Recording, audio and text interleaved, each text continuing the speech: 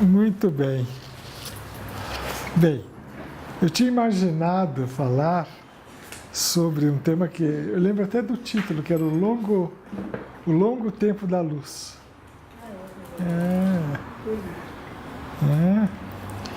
E bem, nós estamos no ano internacional da luz, né? E normalmente a gente pensa assim, tão veloz quanto a velocidade da luz, né? Então, super rápido, né? A coisa mais rápida que tem, né? Quase instantâneo. Mas, na verdade, a luz é um limite, né?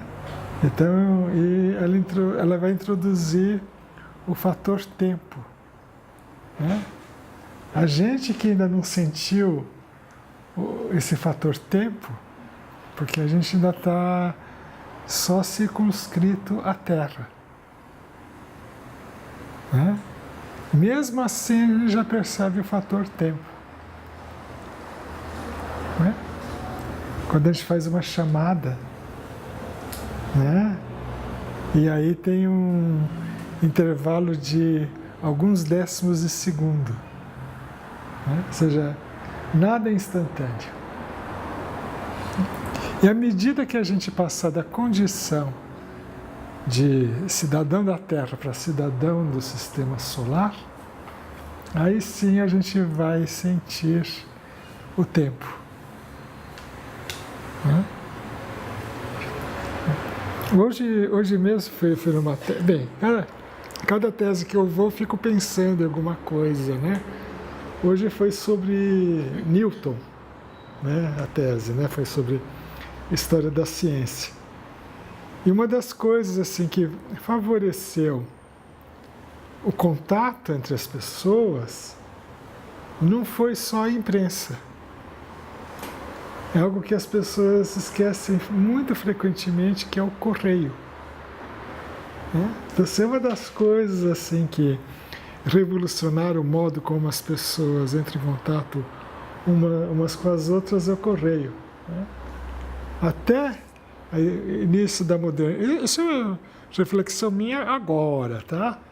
Até o início da modernidade, na era moderna, o correio ele só servia às burocracias e aos governos. Você tinha os mensageiros. Agora, uma revolução, né, que coincide com a era moderna é o correio para muito mais gente, né? Não digo para todos, mas que bastaria ser agora burguês para ter o correio, né? E como que isso facilita, né, o contato. E às vezes o correio leva algum tempo, né? Não é uma coisa instantânea, né? À medida que a gente se tornar cidadão do sistema solar, né, a gente vai perceber esse fator tempo. Então, ou seja, uma mensagem luminosa vai levar um tempo, né?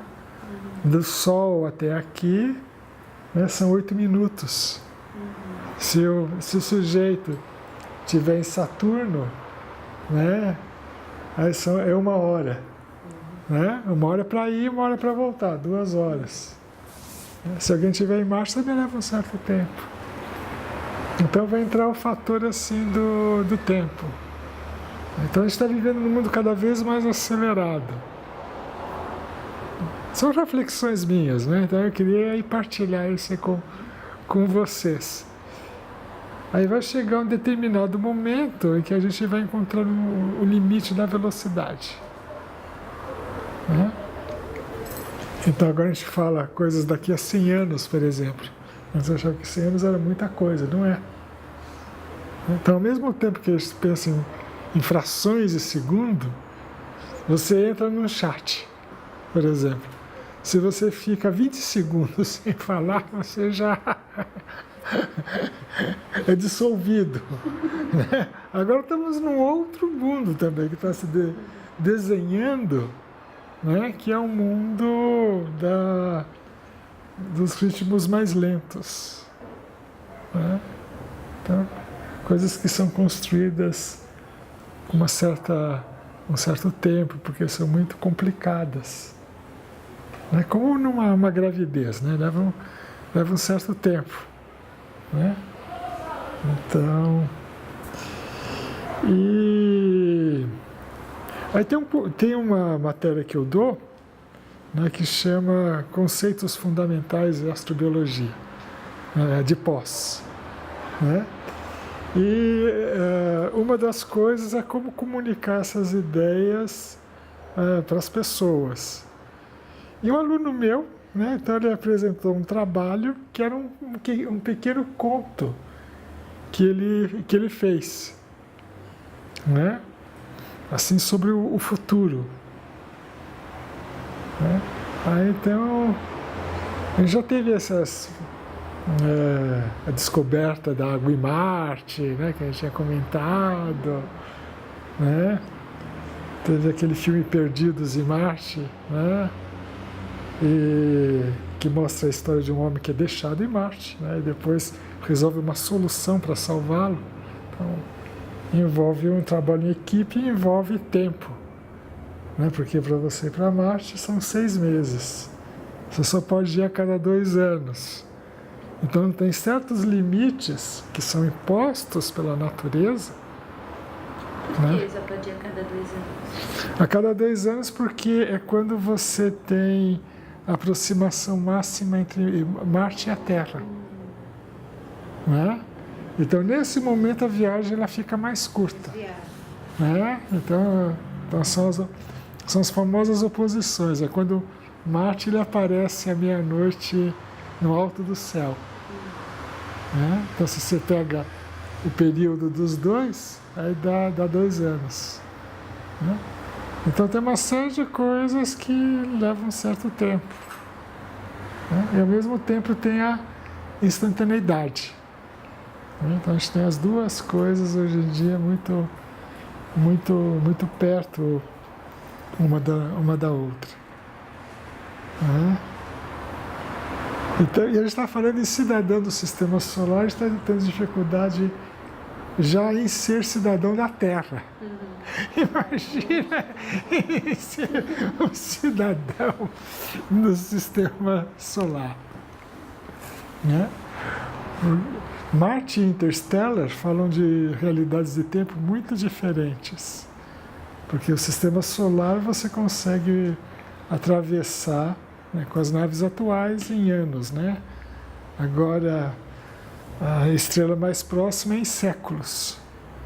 Mas você tem que inventar truques para chegar mais. Então, os buracos de minhoca, tudo isso. Né? Então, a escala de tempo já é inteiramente outra. Aí, quando eu falo assim, a ciência promete tais coisas, eu digo, não. A ciência, ela joga banho de água fria nas promessas. Então, isso que é, né? Ou seja, você não pode explorar a Terra a partir de um certo limite. E esse limite já foi atingido. Né? Como eu coloquei várias vezes aquela flor, né? Com os 8 limites. Né? E você não pode fumar. Né? Vai ter câncer, com grande probabilidade. Né? Você não pode comer tanto churrasco. Idem. Né? Então ela é muito chata, né? nesse sentido. Mas ao mesmo tempo ela apela para voos da imaginação. Né? Aí eu dei para os meus alunos meditarem um dito do Barthes. Né? Roland Barthes, que faria 100 anos, grande filósofo da linguagem, que faria 100 anos agora. Né? E a frase dele é a seguinte: a ciência é grosseira, a vida é sutil, e a literatura dá conta do espaço entre as duas. A ciência é grosseira, a vida é sutil, a literatura dá conta da vida do espaço entre as duas. Eu falei, não, isso é verdade, ou seja, a ciência é grosseira, porque ela só pega pequenos aspectos da realidade, né? E na realidade, e era uma espécie de antídoto, né? Para a gente achar que a gente pode compreender o mundo. A gente não pode compreender o mundo, a gente não consegue. Né? E aí, então nesse contexto todo, né, de gente se matando um ao outro, né, que teve uma coisa exacerbada, né, nesse último mês, né, um aluno meu resolveu escrever um pequeno conto de ficção. Conto não, algumas páginas, 3 páginas, né, numa temática de ficção científica para fazer voar a imaginação. Eu também tinha, o grupo é pequeno, porque é uma classe de pós. Então são 8 alunos. Tá? Então aí eles voam. Aí qual foi minha surpresa ao sair da boca deles várias vezes a palavra imaginação. Ou seja, e na realidade é um curso faz parte de um mestrado de ensino de astronomia. Então são professores de ciência. Né? E o desejo deles, né, foi muito lindo. Né? Cada noite é linda, né? Cada noite de segunda é linda. É fazer com que as pessoas, que os alunos, os estudantes, eles façam voos de imaginação. Incidentemente, ele escreveu esse conto. Então, o conto foi atividade de classe, que ele falou, é um conto muito ingênuo, muito grosseiro, mas eu quero que vocês deixem a imaginação voar e depois critiquem. Mas não só critiquem, né? Proponham outras coisas. Né? E qual foi uma coisa que surgiu no meu caminho, aí eu estou colocando aqui também. Né? Então, trazendo essa experiência para vocês. Olha, a maior parte de lá são físicos, também tem filósofos, né? Também tem biólogos. Então, ou seja, o conto vai... Supõe que a pessoa sabe um pouquinho de física, então, né? Só viagem um pouco, né? Então, e depois eu quero que você, vou ler assim várias vezes, conforme vocês acharem necessário, né? Então, dessa vez são vocês que vão falar. Alexa, inclusive, vai falar. E já virar a câmera para ela. Nessa hora. Então, vamos lá. Então, é legal porque eu tenho 8 alunos. Né? Então, tem 5 que são paulistas, né? Mas tem um que mora em Curitiba e vem aqui para fazer o curso. Tem outro que é da Bahia. E tem a minha orientada que é de Belém.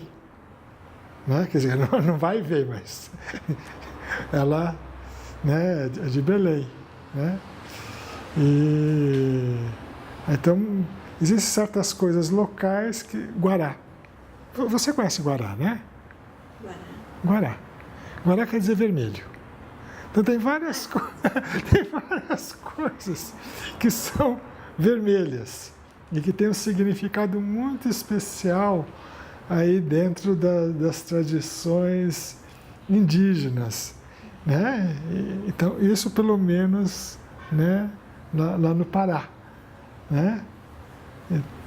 Então a gente está pensando assim, do Guará para o universo.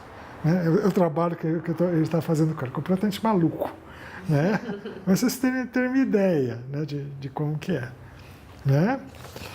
Muito bem. Então vamos lá. Então, ou seja, nós temos naquele grupo alguém que é da Bahia, alguém que é de Belém e alguém que é de Curitiba. Vocês podem falar proveniência? Você eu sei que é de Salvador, mas fala para tudo. É de Salvador mesmo? Hein? Você é de Salvador mesmo? Salvador. Isso. Você de onde que é? São Paulo. Você? Você? Você? Você?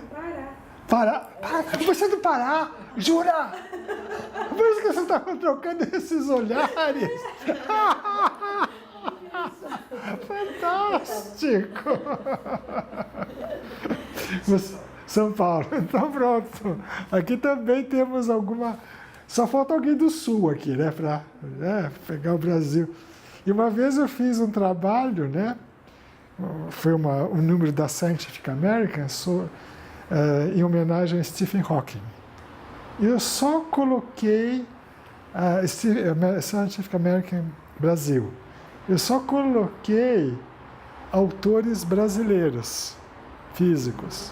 Então tinha gente do Rio Grande do Sul até o Pará. Né? Macapá ainda não tem massa crítica. Então, mas Belém tem bastante gente. Você é de Belém mesmo? Não, sou de Óbidos. Ah, de Óbidos. Lá é fantástico. De Santarém, bem pertinho. Nossa, lá é onde... É o Baixo Amazonas. O Rio Amazonas é estreitinho.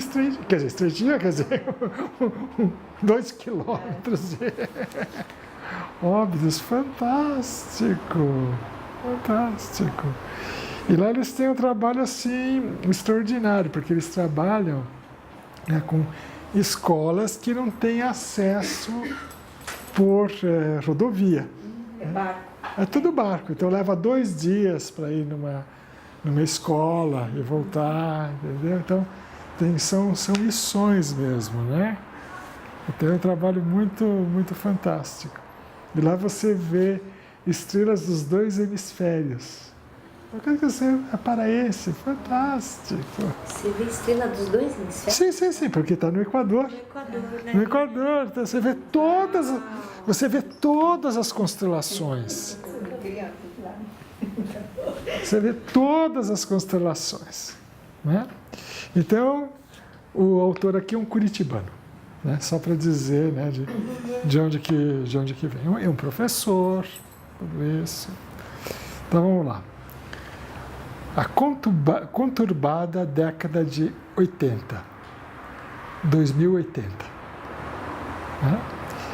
2 colônias e Marte abrigavam juntas 250 terráqueos que produziam seu alimento a partir de recursos locais.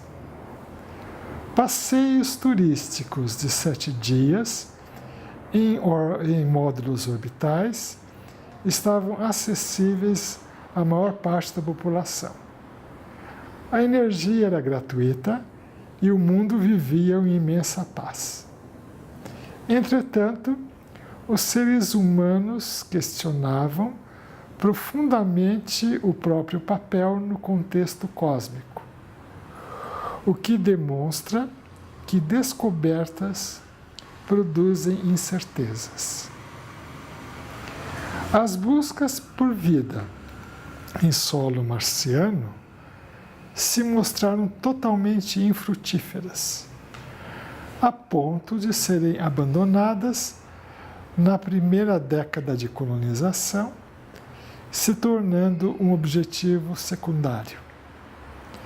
Nem vestígios de vida passada, mesmo a mais simples, foram encontradas no planeta vermelho. Ao mesmo tempo, missões robóticas foram enviadas para os satélites naturais dos planetas jovianos e, em nenhum caso, foi detectado o menor indicativo de que exista ou possa ter existido vida nesses corpos.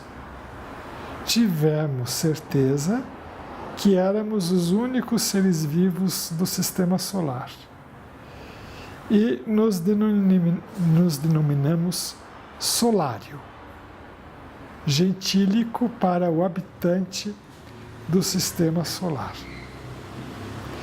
Entretanto, não foram essas descobertas feitas a partir da exploração de corpos próximos que promoveram profundas reflexões entre os terráqueos, mas sim a interpretação de informações que vinham de outras estrelas além do Sol, processadas por equipamentos incrivelmente sofisticados.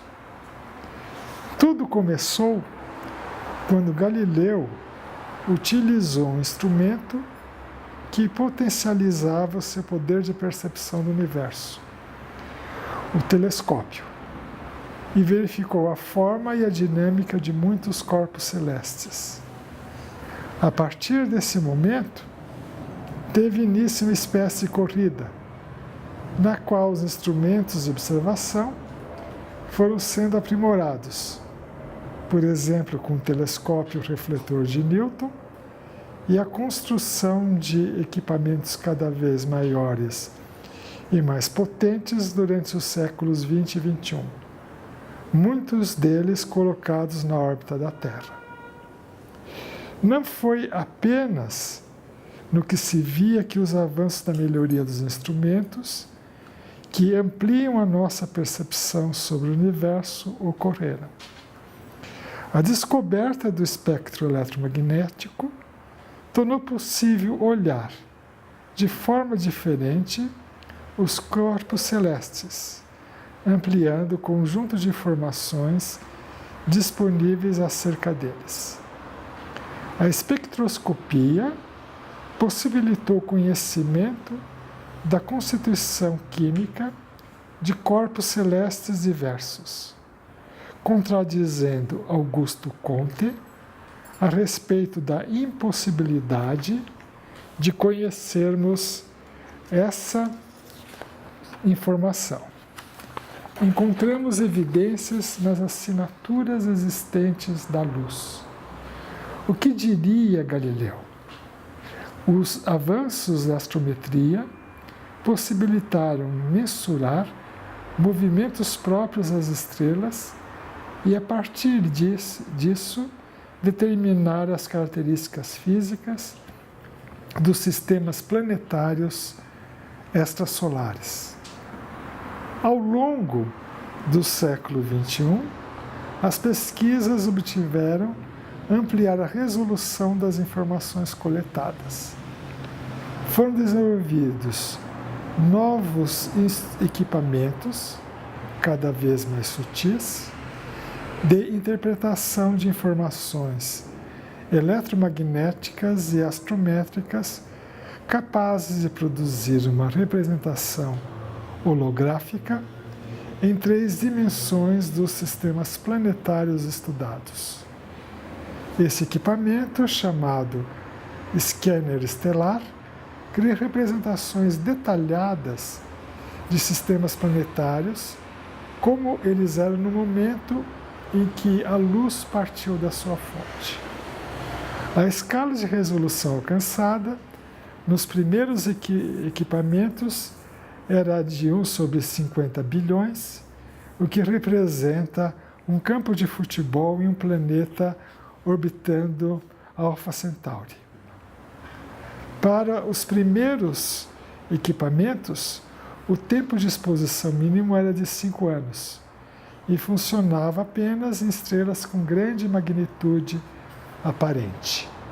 Mas com o passar dos anos, esses aparelhos evoluíram, desvendando regiões mais e mais profundas da nossa galáxia. Finalmente, não necessitávamos mais ir até uma estrela para conhecer toda a sua periferia com detalhes. Augusto Comte estava redondamente enganado. Um grande número de sistemas planetários passaram a ser conhecidos pelos seres humanos.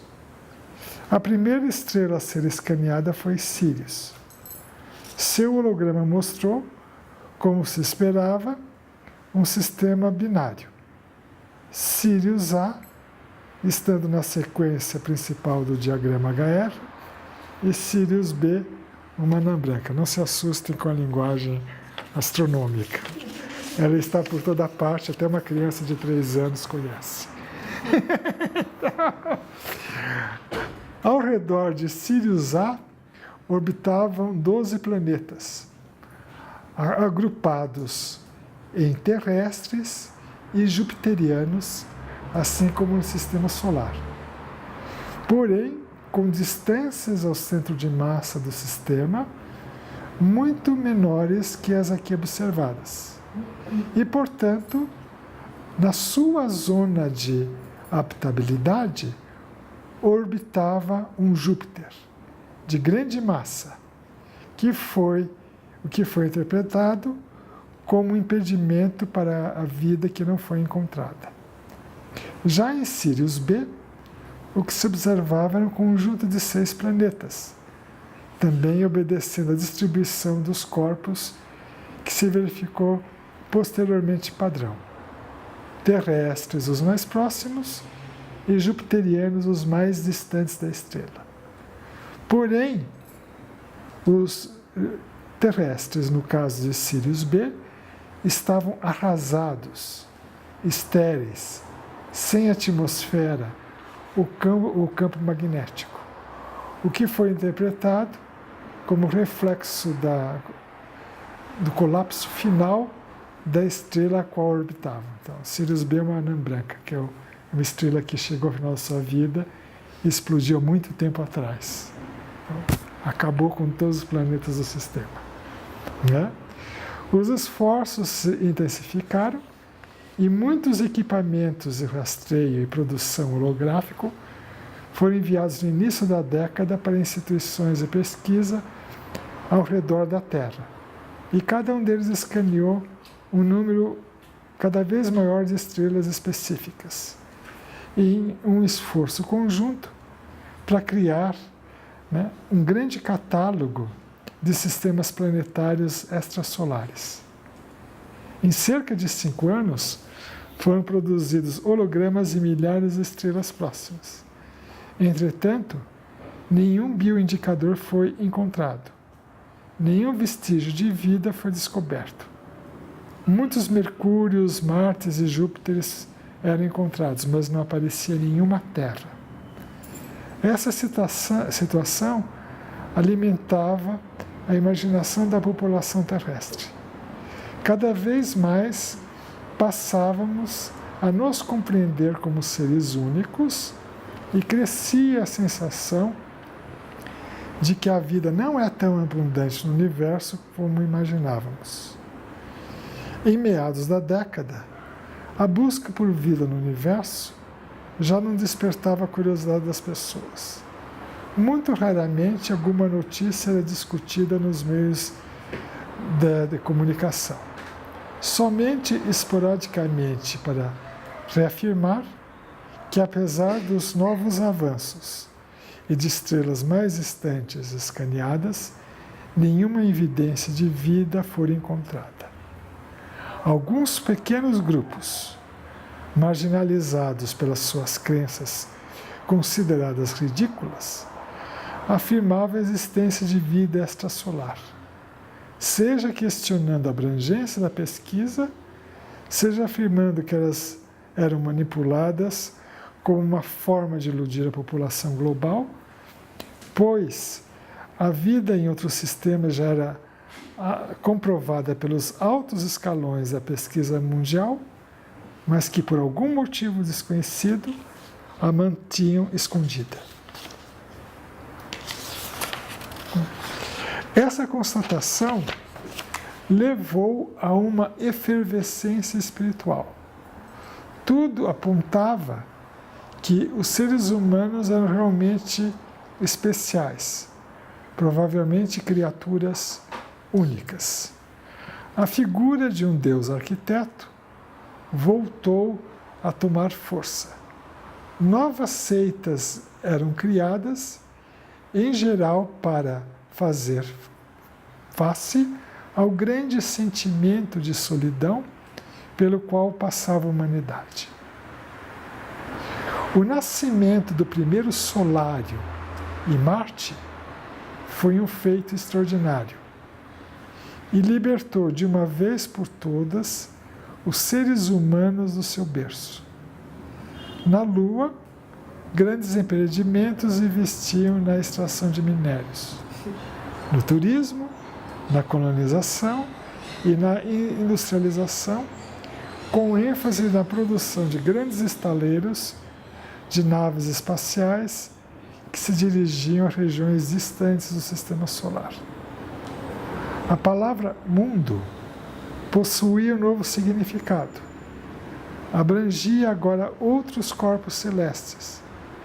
Se tornava cada vez mais ampla e confirmava uma nova filosofia de vida que se baseava na responsabilidade da construção de uma sociedade interplanetária justa, que proporcionasse a seus integrantes condições de vida dignas, com conforto, acesso à educação, cultura, saúde, segurança e alimentação.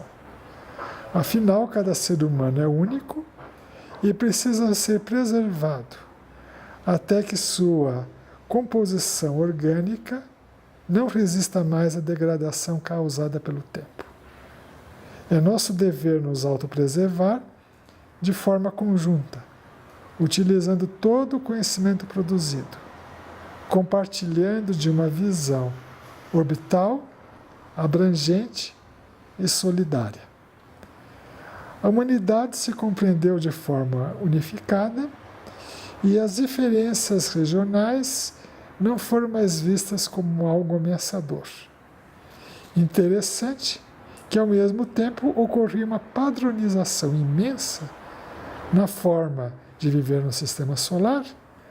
As diferenças eram cada vez mais respeitadas, pois finalmente as pessoas se reconheceram como irmãos, filhos de uma situação de imensa complexidade, que reuniu uma série de circunstâncias inteiramente improváveis, que propiciaram a ocorrência e evolução da vida de uma forma que nunca foi encontrada em outro lugar do universo. Sem inimigos, chegamos ao fim da história. Então, esse aqui é o texto. Né? Então,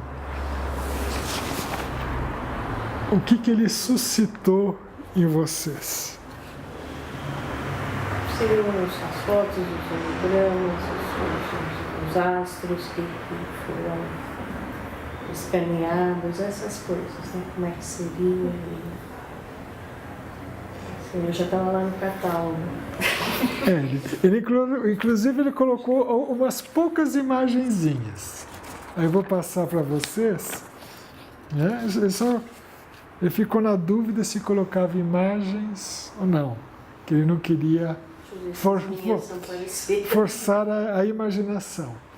Então, aqui você falou do holograma, é essa aqui. Então, eu só vou passar a do holograma. Então, a gente passa assim, nesse sentido, o nosso procedimento é aleatório. Para mim veio uma sensação de expansão, né? E tá, não sei a Terra, não sei ter a Terra, mas ao sistema e esse complexo, né? Planetário, sistema solar. Então veio o espaço, né? Foi invadida assim por amplidão, assim, uma amplitude de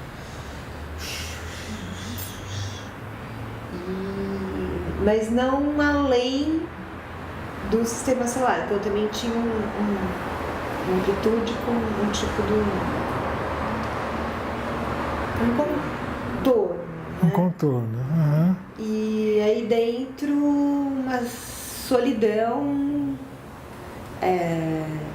estimulante, até interessante, mas essa sensação em relação aos únicos enfim, uma coisa meio pacata no meio de uma expansão. No final, a sensação de um quase comum não sei se essa palavra é muito forte. Pode falar, pode falar. Falar desilusão. Desilusão. Tipo assim, vamos. É isso. Tá delimitado, tá circunscrito. Vai, é isso. O outro, né? O objetivo dele é trazer uma certa perturbação, então por isso que não foi. Né? Por isso que não foi uma coisa assim, encontramos outro. A gente não encontrou ninguém. Desilusão, cadê? Desilusão tá perfeita, Tem um elemento assim meio de expansão e claustrofóbico também. Expansão claustrofóbica. É isso, e ao mesmo tempo vazio. Ele pediu desculpas até pelo texto dele. Papai não existe.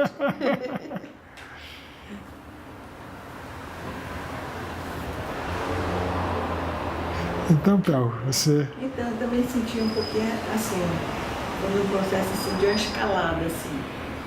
Coisa que vai também nesse sentido da expansão. E aí chega num ponto, parece que para. Que parou, assim, como se a imaginação não pudesse ir além. Agora me chama a atenção, assim, por exemplo, que a questão da humanidade também, né? Que ele coloca aí, a questão da padronização, quer dizer, nesse sentido, assim, que acho que a gente tem que ir mais além da imaginação, tem que transcender tudo isso aí, não sei, no nível que não é espacial só, sei lá. No nível que não é espacial, isso. Tem que ir além de... além. Isso.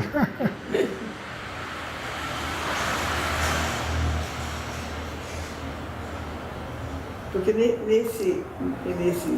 nessas aulas aqui ficou muito isso, assim, quer dizer, um aumento do tempo, né? Isso. O tempo cresceu, né? E eu acho que é para crescer mesmo, a gente tem que romper esse tempo mesmo. Não sei, eu sinto isso aqui.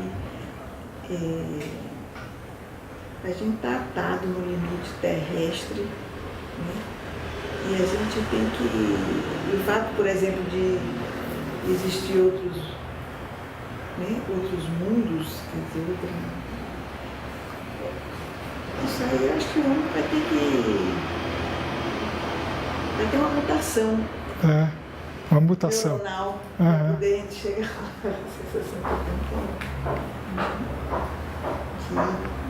Assim como... Que é sutil, né? Que é um outro campo. Isso me chamou muita atenção também. Os modelos de percepção foram mudando, então foi também mudando os modelos de visão. Então, das lentes do Galileu, para eletromagnético, para o holograma e tal, e aí ela está falando agora de mutação. Então, na medida que a gente vai mudando o instrumento de percepção, vai mudando a capacidade do que é possível ver ou não ver, né? Não significa que existe ou não existe, mas a nossa capacidade limite de percepção é que altera. E aí altera a percepção da realidade. Não a realidade em si, mas o que a gente consegue ver. Isso também me veio muito, mudando as lentes, né? A gente vai mudando o que é possível ler.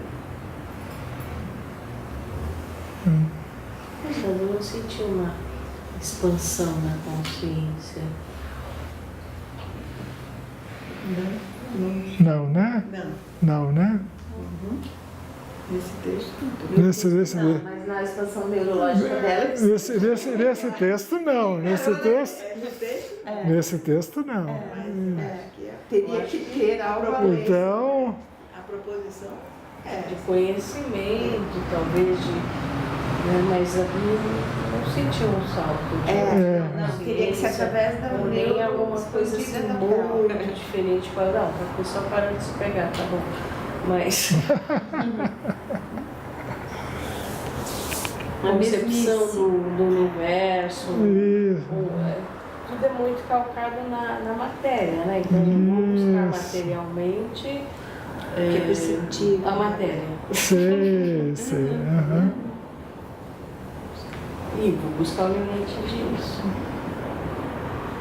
Eu senti que a proposta era essa. Aham. É o que ele. Desilusão. É desilusão, né? Desilusão, porque amplia, mas fica no mesmo, é mais do mesmo. Isso, ele tem uma claustrofobia, Mais do né? mesmo. Isso, exatamente. Exatamente. Eu estava empolgada lá com as imagens. Hã? Eu achei No interessante. começo. É. Vai O crescendo. conhecimento, né? A coisa do conhecimento, de conhecer mais, de saber mais, de se informar. Isso tem um apelo, um fogo, né? Aham. Mas não que. Mas aí depois. Não, que me Nada, interior nada não vai embora. rolar. Porque o que ele quer, um dos objetivos é exatamente colocar esses sentimentos mistos, né? Não é um texto, não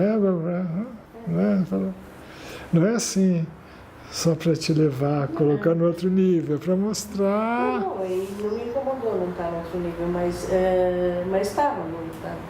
A proposta era essa. E como que poderia ser outro nível? Nem imagino. Então é aqui que a gente pode imaginar. Então vai.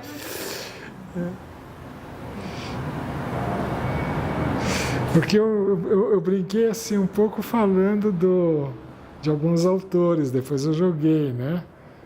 Então, primeiro que foi uma super coragem dele, em vez de falar, o trabalho que ele ia apresentar era sobre bioassinaturas. Ou seja, como que a gente pode ver sinais de vida em planetas em torno de outras estrelas, né?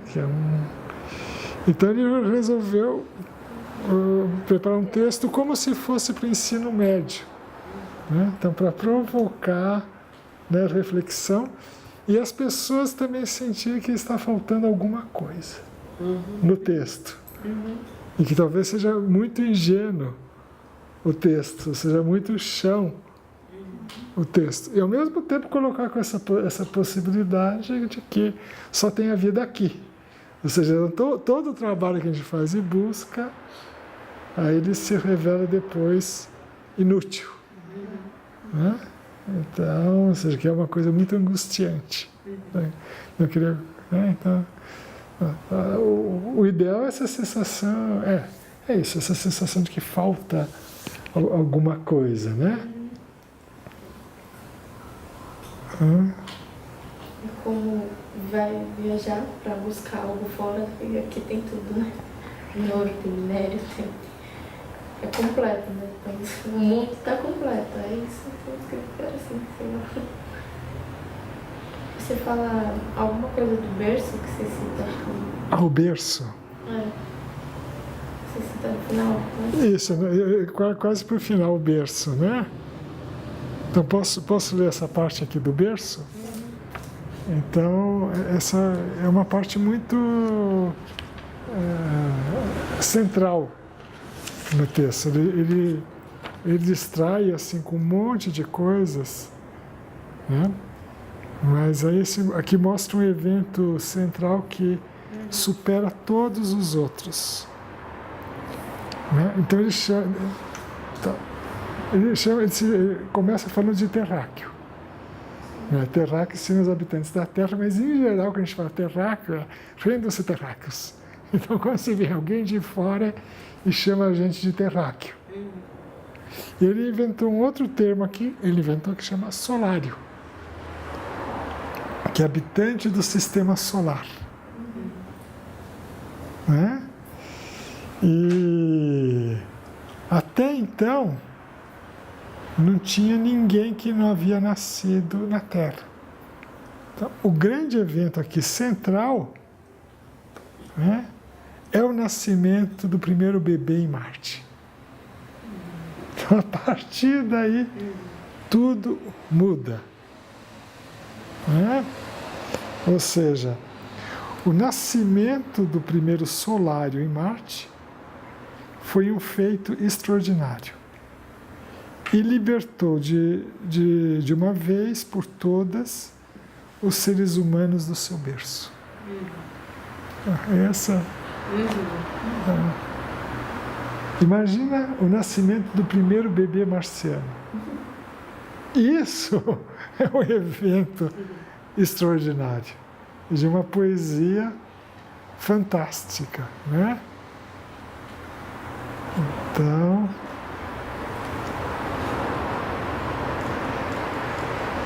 ou seja, então aí você pode falar, né, que você é um cidadão do sistema solar, né? Que é um cidadão do cosmos, né? Então, por isso que ele chama de solário, né?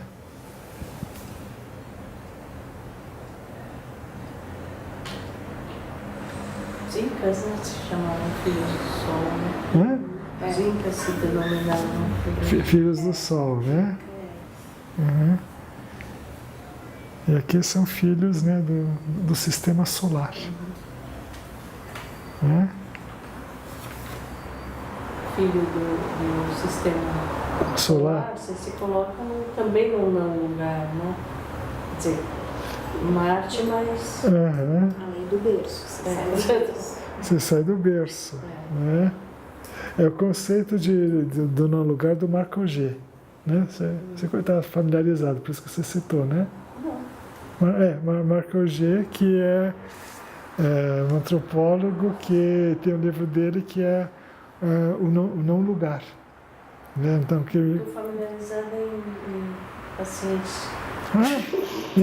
Em pacientes? Sem lugar. Sem lugar. Sem pacientes sem lugar, isso. Gente que não aportou. Uhum. Então, mas esse então é um texto assim bem ingênuo, né? Então, mas exatamente para suscitar umas primeiras assim reflexões. Quando a gente fala de mundo, é apenas ir para outros planetas? Não é.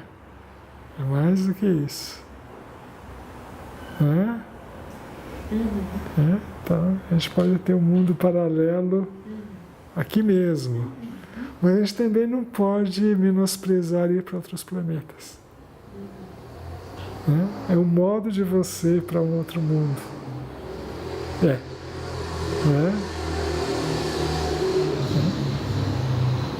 O nascimento de um bebê fora da Terra, como é o nascimento de um bebê, seria um grande acontecimento.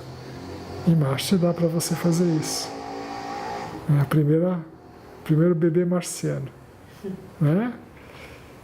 Isso, ele não vai ser mais americano, não vai ser mais chinês ou indiano.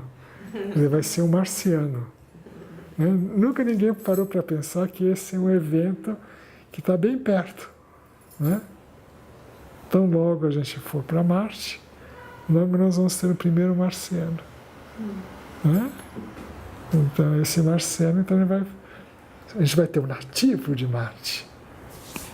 Né? Então aí que as coisas vão começar a ficar interessantes. Né?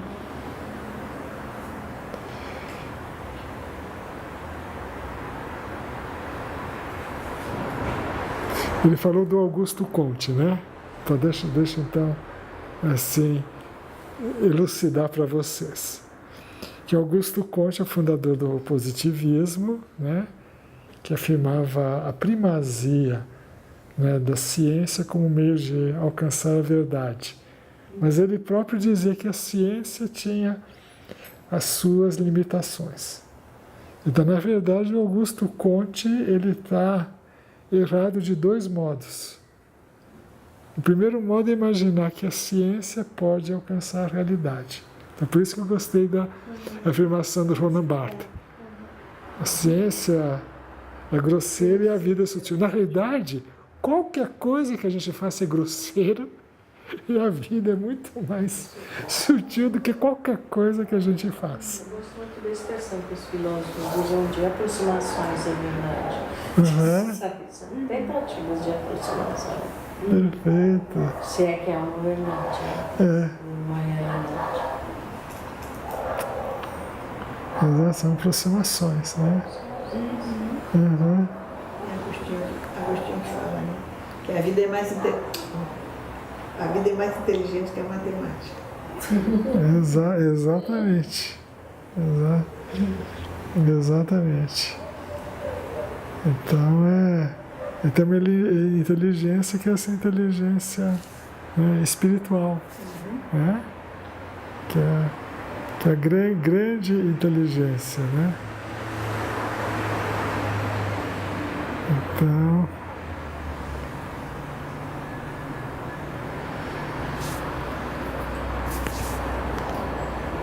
aí sobre os hologramas, eu perguntei se ele tinha lido a Invenção de Morel. Vocês leram? Alguém leu a Invenção de Morel aqui? Do Bioy Casares, um escritor argentino, amigo do Jorge Luiz Borges. Né? O meu filho leu na escola, né? Então, no 9º ano ele leu. Né? A Invenção de Morel... Morel é um cientista, né? Então, o Morel ele cria numa ilha máquinas para produzir hologramas. Né? Assim, esse conto ele foi feito um pouquinho depois do final da Segunda Guerra Mundial. Então já tinha bomba atômica, radioatividade, né? E as pessoas que estavam na ilha, né, chegaram na ilha, né, uma equipe de exploradores, né, sabiam que na ilha já estava acontecendo coisas estranhas, né, e aí as pessoas que estavam na ilha eram hologramas.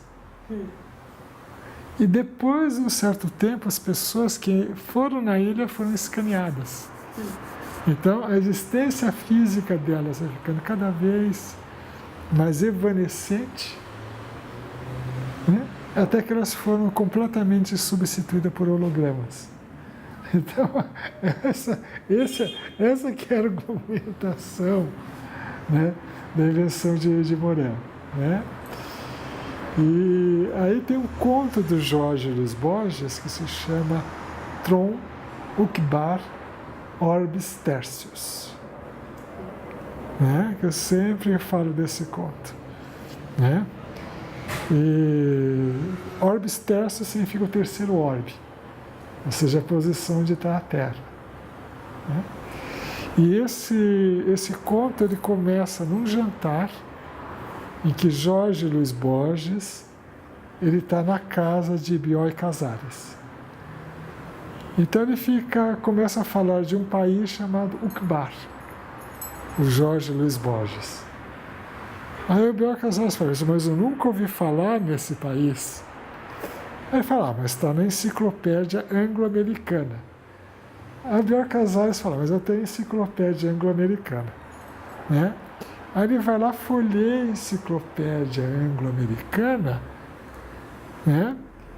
E não existe o verbete Uqbar. Né?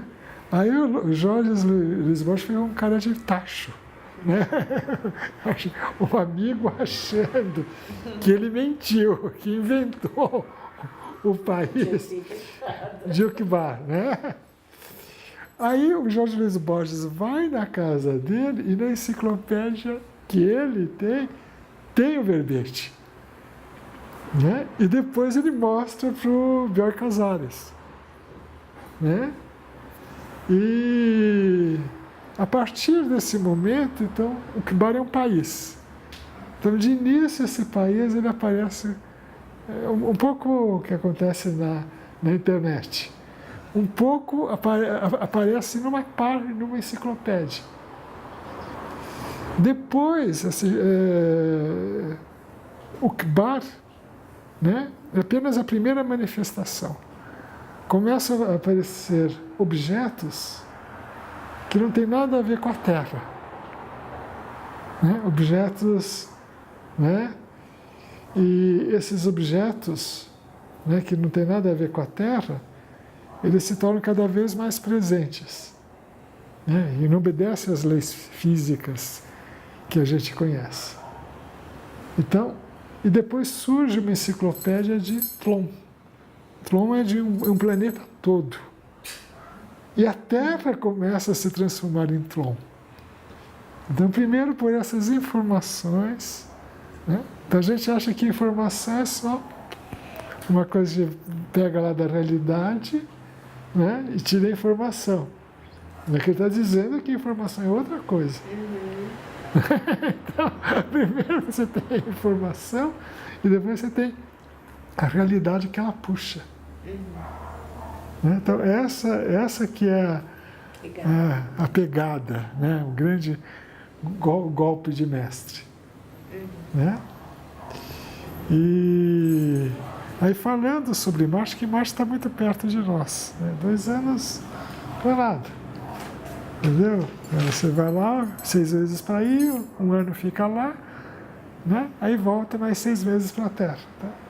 Viagens, assim, na época do Fernão de Magalhães, eram mais longas do que isso.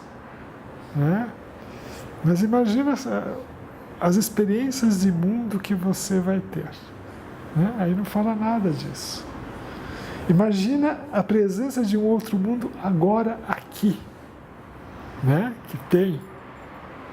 A gente acha que a gente está uniformizando o mundo. Né? E de fato tem tendências para uniformizar o mundo, para pasteurizar. Mas também a gente tem vislumbres de outras realidades ao mesmo tempo. Né? Então esses sujeitos que fazem explorações, os viajantes, eles saem da casa deles porque eles têm vislumbres. Né? E todos nós aqui somos viajantes.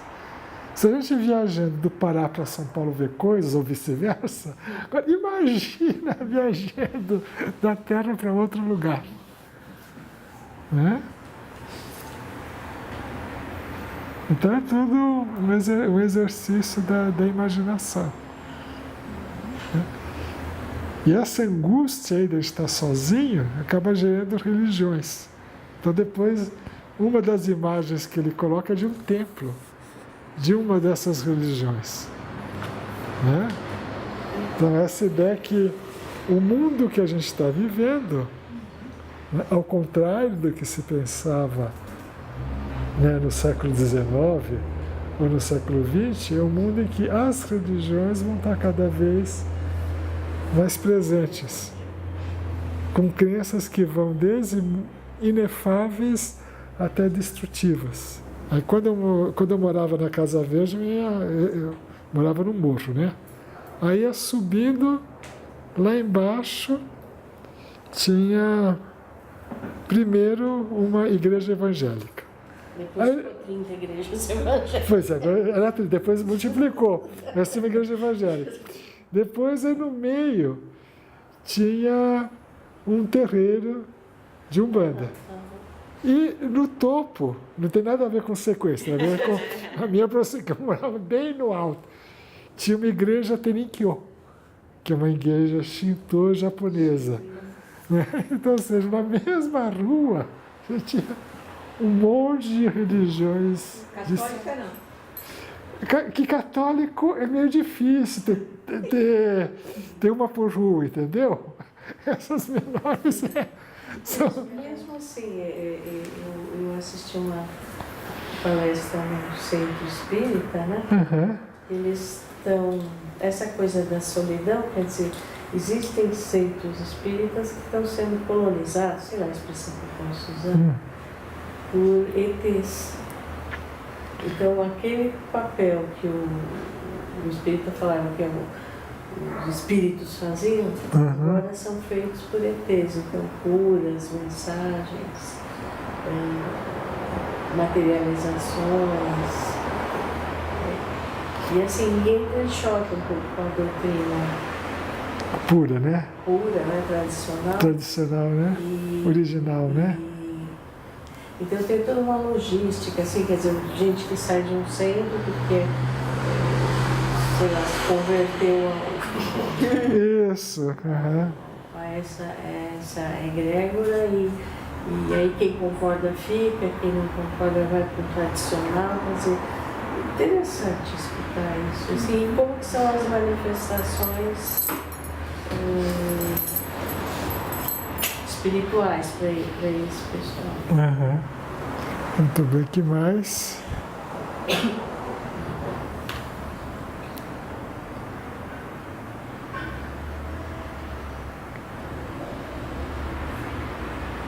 Esse texto despertou grandes protestos lá no grupo. Por que não desperta aqui? Na verdade foi provocador, né? O grande protesto que foi despertado é que, mas por que você coloca esse mundo tão perfeito e tão chato? Desilusão. Mais do mesmo. Entendeu? Muito bom. Mais do mesmo.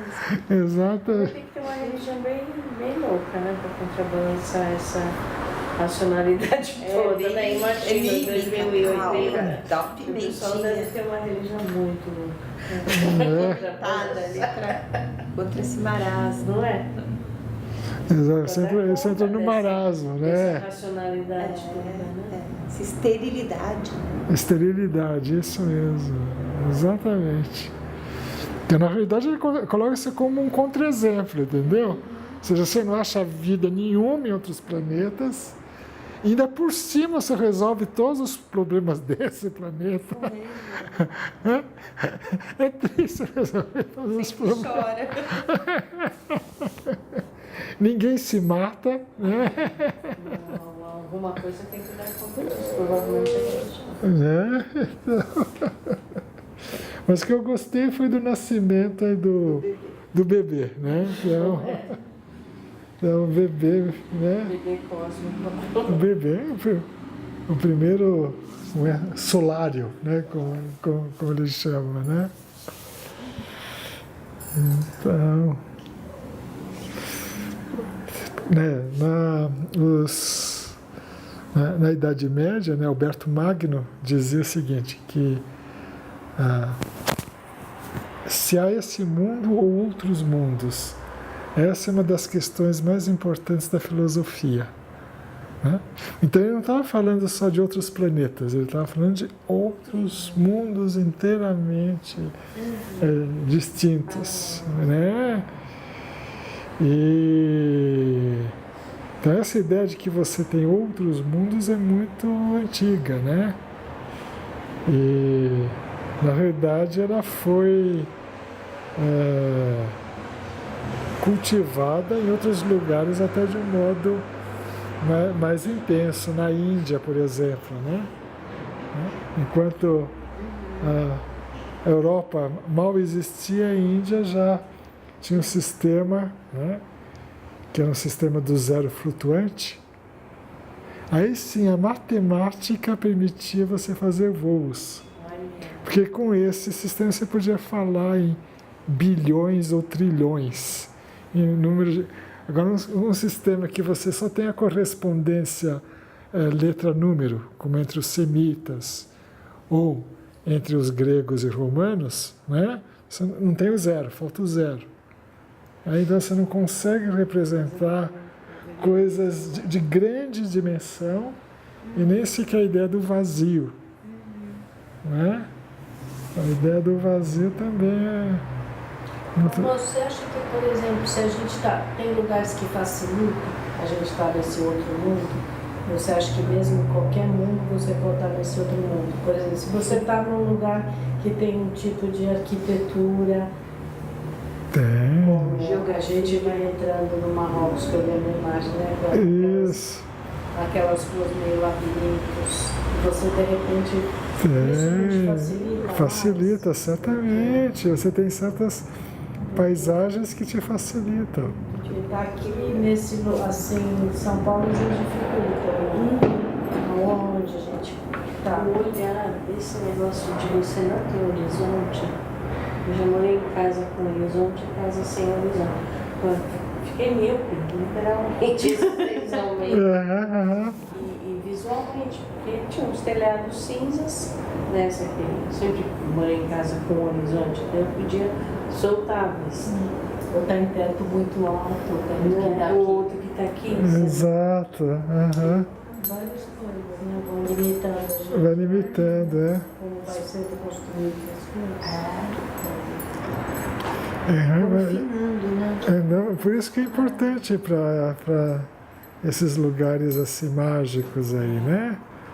Agora tem, eu fico intuindo assim, que tem alguma coisa a ver com essa sutilização que eu acho que a imaginação pode trazer. Tem a ver com o fenômeno da luz, não tem? Sim, Diretamente. Assim. tudo a ver com o fenômeno da luz. Exatamente. Exatamente. Assim como o Tratado da Música do Santo Agostinho, ele começa assim. Existem certos sons que são inaudíveis, existem certas cores que são invisíveis. É assim que ele começa. Então, a gente conquistar o som que a gente é inaudível e a cor que é invisível. A primeira cor invisível foi o infravermelho. Né, que na história da ciência, isso que eu estou falando, mas tem várias outras, a gente não precisa. Né? Então, aquilo assim que. Né,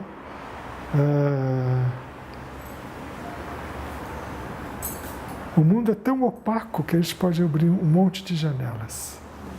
Né? A gente abre uma janela aqui, outra aqui, outra aqui, outra aqui, outra aqui, outra aqui. Agora, sem tempo para contemplar, é por isso que precisa. não chega lá. Né? É por isso que precisa ter um tempo. Precisa ter um tempo, né? Precisa do tempo. Com o tempo. Um templo, exatamente. E precisamos ser solidários. Dos solários ser solidários. A paciência que você tem com crianças contemplativas, é muito parado, o pessoal fica desesperado, ele se distrai. Não vejo.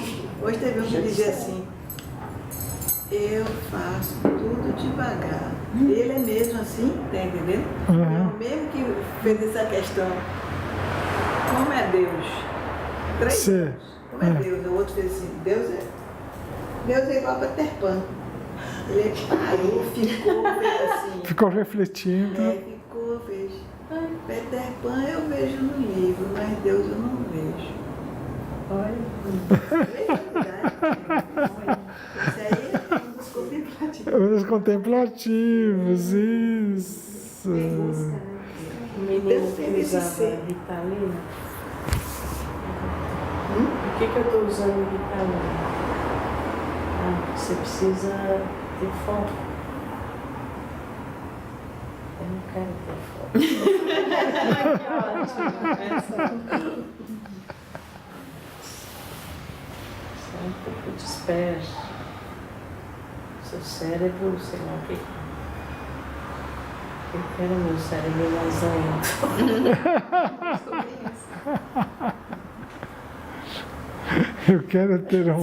Eu quero ter um déficit de atenção. Por favor.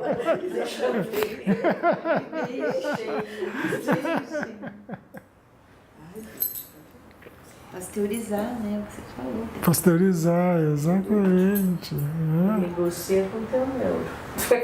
Negocia com o teu neuro. Você tem que melhorar o desempenho escolar e aí você negocia com o teu neuro.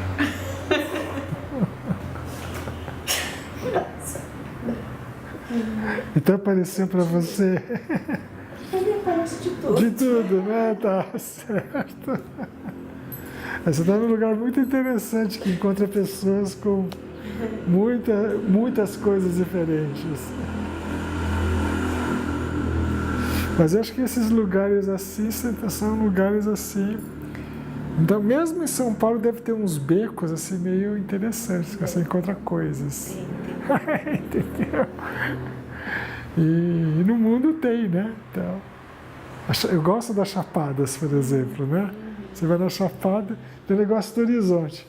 Porque você, na Chapada, como a Chapada está acima do terreno em volta, aí você olha para o horizonte e o horizonte ele fica para baixo. Então parece que você está num disco voador, que toda a Chapada é um disco Tem uma voador. barriga, né, no horizonte. Exatamente. Exato. Goiás tem isso, né? Goiás tem isso. Aí eu fico imaginando morando no Valles Marineris, que é de Marte, né? Que é o maior rift do sistema solar. É como se fosse o Great Rift. Já o Great Rift, né, da África é fantástico. Né, porque é o contrário da Chapada. Porque você olha, o horizonte está para cima. Na Chapada, o horizonte está para baixo.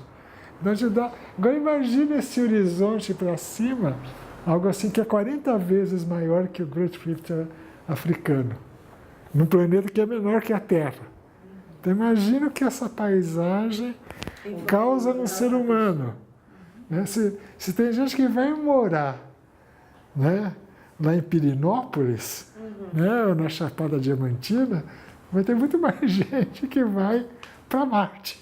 Só pelo fator da paisagem. Né? E aqui em São Paulo também tem os becos, tem esse negócio. Né? Você vai indo para um lugar, você não sabe o que vai ter atrás da esquina. Hoje em dia a gente só tem medo. Acho que tem um bandido. Né? Se tivesse medo. Entendeu? Mas você pode ter uma surpresa. Tem coisas inesperadas aí, né? Como eles fazem aqui na Vila Madalena mesmo, fazem aqueles grafites. Cemitério. Cemitério, a gente sempre em cemitério em Cambridge, por exemplo. Nossa, de noite. Aliás, eu morava ao lado de um cemitério. Então, para trabalhar, eu atravessava o cemitério de bicicleta. Né? De noite eu voltava por lá. Então, uma sensação diferente. Tinha um grupo de adolescentes que faziam. Tinha um grupinho de adolescentes que depois do atendimento eles viessem em frente no cemitério. Né? Eles, depois da sessão eles iam para o cemitério.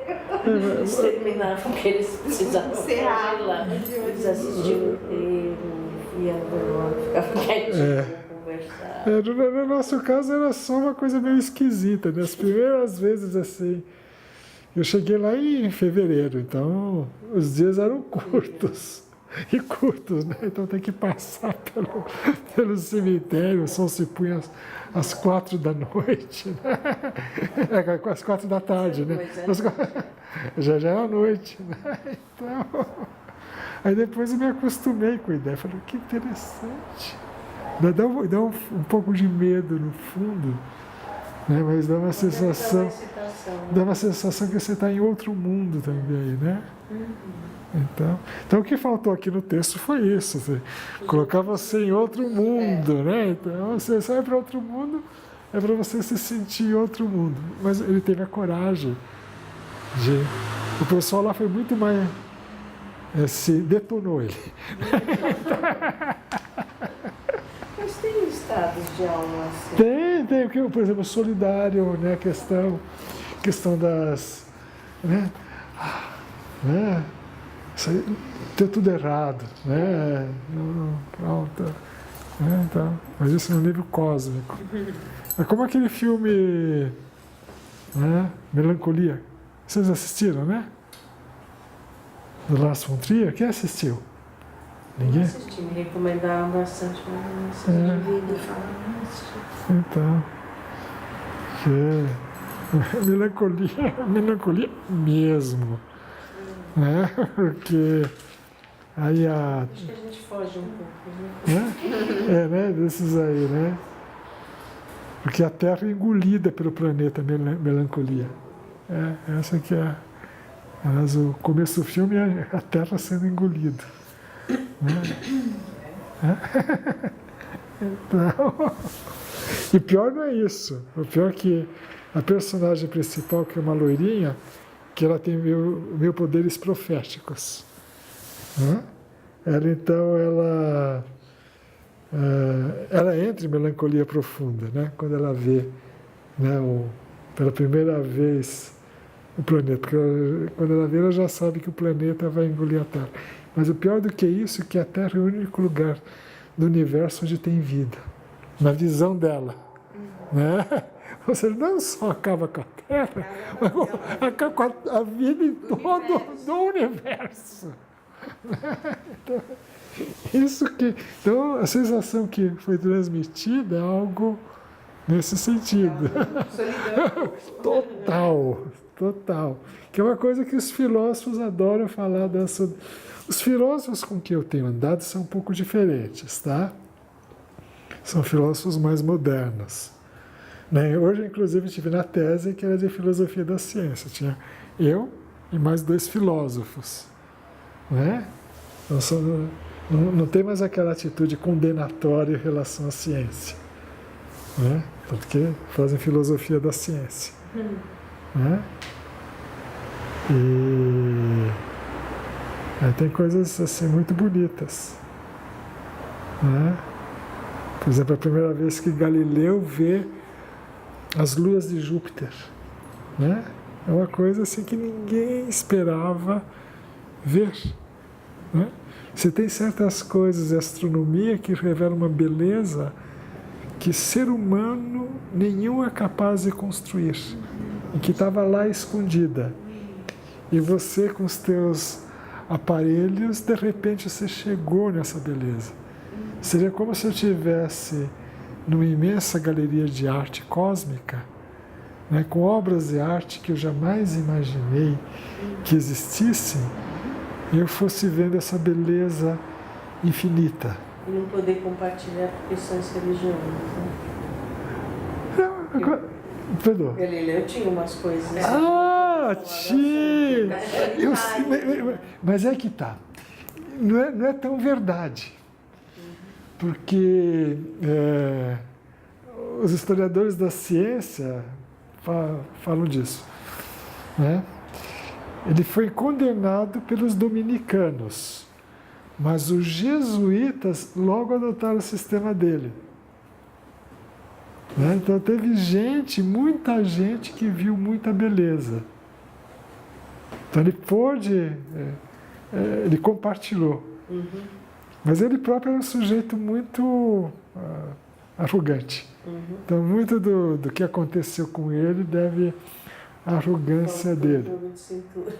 Não, arrogante mesmo, sabe aquele cara assim que é genial, mas arrogante, né? Então, mas seja como for, muita gente, né, inclusive, né, do meio religioso, né, aproveitou, né, a visão dele. Você descobrir que você tem 4 satélites em torno de Júpiter é algo assim absolutamente inesperado. Então, o que a natureza traz para a gente, assim como as pessoas, é a surpresa. Às vezes a surpresa desagradável, às vezes é linda. Né? Então, às vezes é terrível, às vezes é de uma beleza imensa. Né? E outra coisa importante em ciência é a ideia de comunidade. Né? Ou seja, nenhum trabalho é feito isoladamente, mas ele é feito assim, de um modo compartilhado. E às vezes entra até aqueles fatores humanos, assim, como vaidade, né? Mas seja como for, é compartilhado. Mas todo artista também é vaidoso. Né? Então também tem isso, ou seja, a arte também não está livre de né? Não paira acima do comum dos humanos. Né?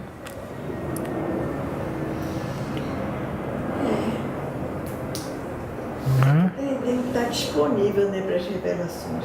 Exatamente.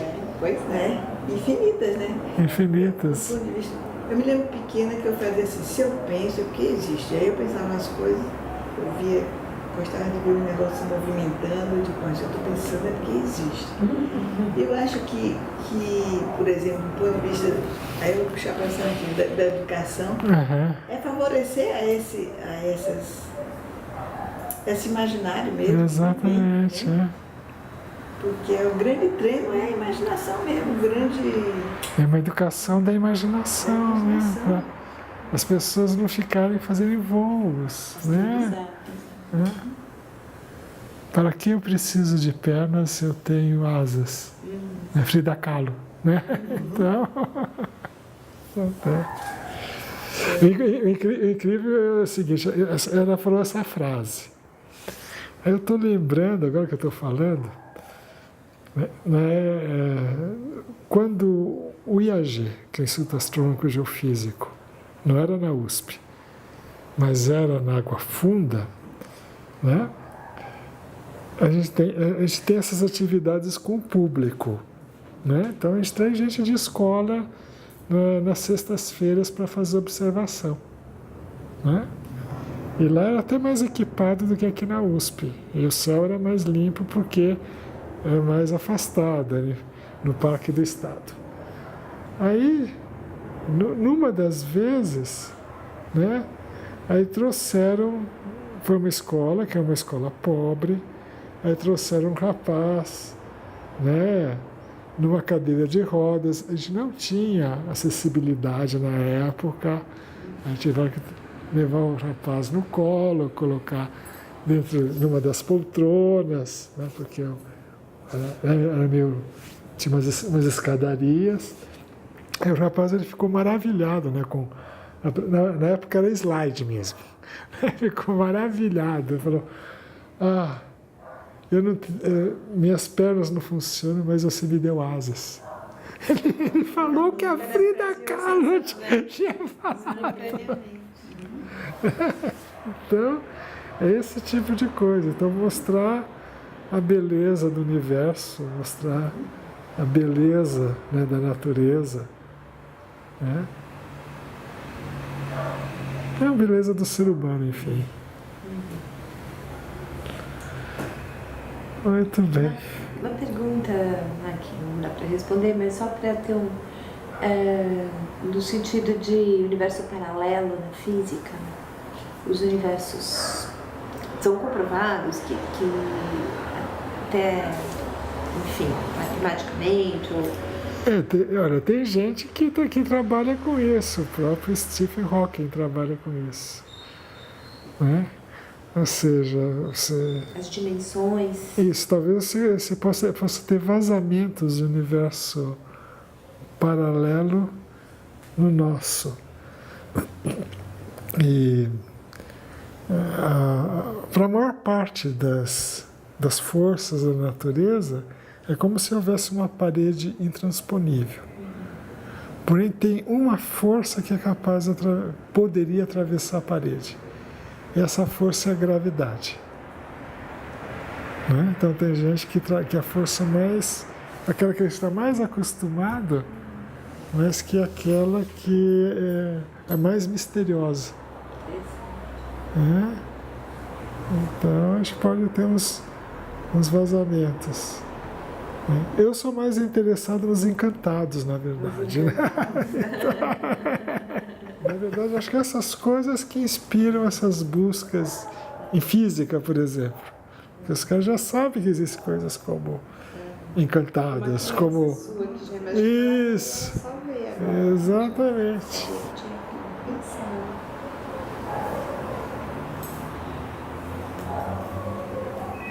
Mas a gente criando esses espaços assim, mais ou menos isolados, por um tempo mais ou menos longo, a gente consegue fazer, se tornar um pouco mais sensível, né? E ver coisas que estão lá. Mas que também aparecem quando elas querem, não quando a gente quer. Aí tem espontaneidade. Se apresentam. Exatamente. Então eu fico assim imaginando como que eu poderia reescrever uma ficção científica. Que tudo imagina uma ficção científica, mas é sempre com esse conteúdo mais espiritual, né? E no sentido que essas coisas assim, as mais avançadas no futuro, elas estão presentes desde a aurora da humanidade, né? Então,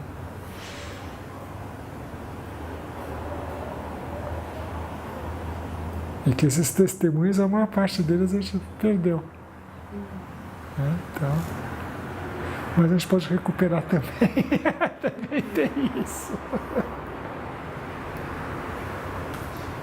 Desencantaram o mundo. Desencantaram o mundo.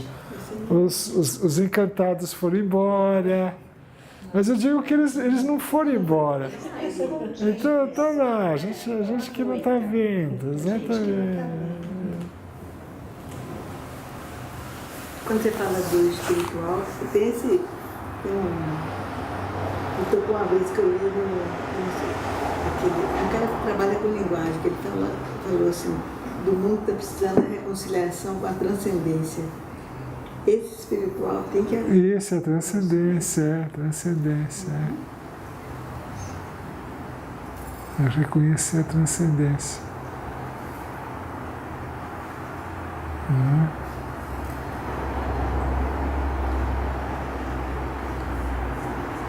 Aí tem as mutações que você falou, né? Então tem algo também que não está sendo completamente reconhecido. E quando eu vejo esses filmes classe B de ficção científica, cheio de mutantes, falei, isso já está acontecendo agora. E antigamente eram vistos como anomalias.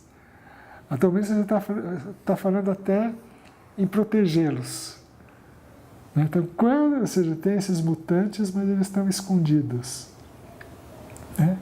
Quando a gente tiver o direito dos mutantes, aí sim eles vão poder aparecer. Né? Então, em geral, são modos de você ver a realidade. Né? Às vezes tem poderes físicos também. Então, acho que é a época dos mutantes, né? Não como uma ameaça, né? Mas como algo muito interessante, né? Mas quando eles aparecerem, eles também vão ser discriminados. Então, tem vários desses filmes esses filmes B que falam como que eles aparecem e como que eles são discriminados. Então, ou usados para outros fins. E outra coisa também é o seguinte, o que eu chamo da via do guerreiro e a via do oleiro. Né? Então, atualmente, quando você tem alguém com uma habilidade especial, em que insistem esses filmes classe B? Que eles sejam guerreiros. Mas nunca ninguém pensa em eles serem oleiros. Oleiros é algo que fabrica, algo que constrói. Né? Então, uma nova teologia. Não mais a teologia que seja a teologia da espada, mas a teologia que seja a teologia, né, da olaria. Né? Tinha uma piadinha familiar, né? Na última gravidez, né, quando eu formei, só porque não seja o grande espírito. A gente quer duas mãos que trabalhem. Isso, exatamente. Exatamente. Então, quando eu vejo os mutantes dos filmes da televisão, não são os mutantes que eu imagino. Porque eles são todos guerreiros. Os que eu imagino são oleiros. Né? E que é uma coisa simultaneamente muito mais frágil. Né? Mas dizem que você pode matar o oleiro, quebrar o vaso, mas que a roda do oleiro continua. Né? Então, ela está lá.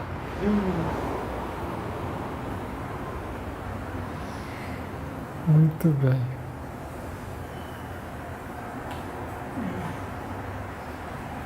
Sejamos oleiros. Isso. Olé.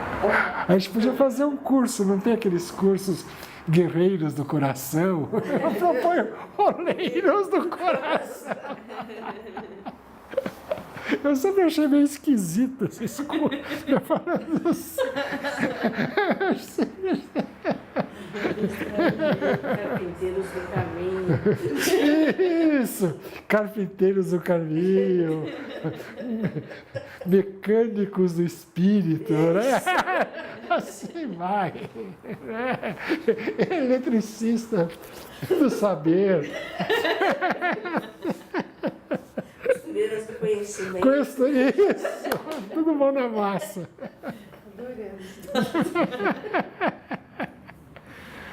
Olha, veja. Cabeleireiras do quê? Cabeleireiras, isso. Disposição de consciência. Porque isso que vocês falaram, assim, cabeleireiro, costureiro, né? A gente tem um nome para isso, chama-se tecnologia da natureza. Né? Eu dou também aula de história da ciência, então eu distingo e filosofia da tecnologia. E lá a gente distingue 4 tipos de tecnologia. A tecnologia que é mais evidente para as pessoas é chamada das tecnologias de ação, né? Como motor elétrico, carro, né? Que amplificam a força humana e a ação no mundo. Aí depois, um pouquinho mais sutil, tem as tecnologias dos sentidos, que ampliam os sentidos humanos, assim como o telescópio, microscópio, né? Mesmo o termômetro, né? O termômetro ele quantifica a sensação de quente e frio. Aí depois tem as tecnologias intelectuais, que ampliam a capacidade cognitiva humana. Então, isso vai... Um mapa é uma tecnologia intelectual. Um índice de um livro é uma tecnologia intelectual. Né? Porque até ter o índice levou muito tempo. Né? Coisas bem simples. E tem as tecnologias de natureza, que são aquelas que modificam a própria natureza humana. Né? E começam com aquelas coisas muito simples, né? De todas as técnicas de embelezamento. Né? Então, primeiro faz uma pintura, corta um cabelo. Né? Então, nesse ato muito simples, né? E completamente não guerreiro, você está mudando a tua natureza. Né? E vai aí até os transgênicos, a pílula anticoncepcional, tudo isso que muda de um modo mais íntimo. Né? Mas começa, né, com a pintura do corpo. Né? Começa cortando o cabelo, cortando uma coisa inesperada. Né? Corta, vamos lá, vamos mudar isso aí. Né? Então, ou seja, a tecnologia de ação a gente identifica com a espada. Né? A tesoura, tem gente que usa para matar também, mas em primeiro lugar é para cortar o cabelo, cortar a unha. Né? Então, a agulha é algo extraordinário também, né? Então a agulha é para você costurar. Então você cria o que? Uma segunda pele. Então é uma tecnologia de natureza. Né? Quando você coloca uma vestimenta, não é em primeiro lugar para te proteger da natureza, é para te dar uma segunda pele. Né? Em alguns lugares é para proteger da natureza, sim, mas você pode ter vários modos de proteção.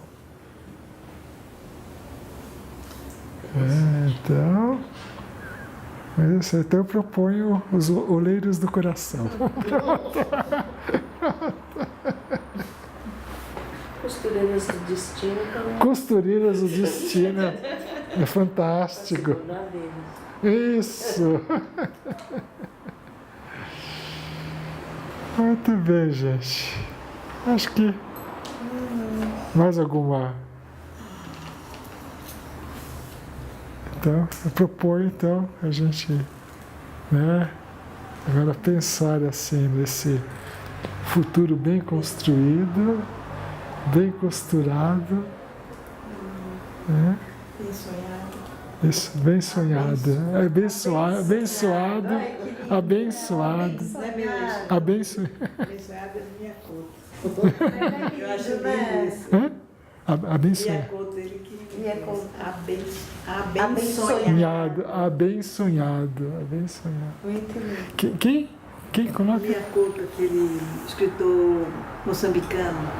Ah, minha conto, isso. fantástico. Ele Eu não conhecia isso. Abençoado. Abençoado. Sabe que ele é biólogo, né? É? Ele é biólogo, né? Incrível. Extraordinário. É. Aquele conto está caindo. O cara fica caindo durante 3 dias, 3 semanas. E brinca com o gerúndio, né? Então, incrível. E a conta é fantástico. E o ano que vem? Ano que vem, parte 2, agora podemos pensar em um outro tema. Mas agora, Do coração. os oleiros do coração, entendeu? Coitado do oleiro, só apanha. Quebra os vasos. Quebra os vasos dele, entendeu? Muito bem. Bom, Eu gente. ia começar ano que vem com aquela. Você disse uma vez que ia fazer uma palestra sobre Jung e o Paulinho. Aquela conversa dos dois. Dos dois. Aquele físico. O Jung é um dos pais da mecânica quântica, né? Jung e o Pauli. Pauli é. Né? Ele é. Com Y? Não, com I. Com I. Com I, Pauli mesmo, né? É incrível os dois. E ele que foi o sonhador, o Pauli, dos sonhos da psicologia e alquimia. E só se soube muito tempo depois, na década de 90. Os dois já. Mais de 30 anos depois da morte dos dois aí. E ele é um exemplo assim de. Ele foi terapeizado durante 2 anos. E aí ele acabou o processo e depois eles ficaram amigos até a morte do Paulo. A psiquiatria não envolve só uma relação de uma pessoa com outra pessoa, mas uma pessoa com outra pessoa e as circunstâncias, a natureza mesmo. Né? Yes? Super yes. Então tá ótimo. Fico muito feliz. Namastê.